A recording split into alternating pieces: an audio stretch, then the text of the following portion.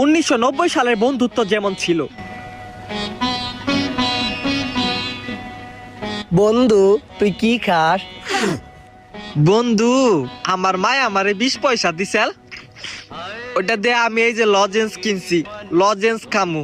বন্ধু তুই একলাই খাবি, আমারে দিবি না? কি কস বন্ধু, তোর লিগা তো আমি আমার প্রাণও দিয়া দিয়ারি। আর একটা কাজ করি, তুই অর্ধেক খা আর আমি অর্ধেক খাই। এই যে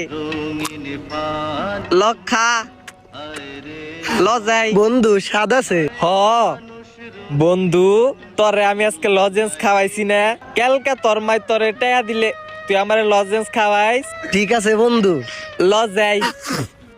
2025 সালের বন্ধুত্ব এখন যেমন। হেই ব্রো, হেই কি অবস্থা, কই যাচ্ছিস?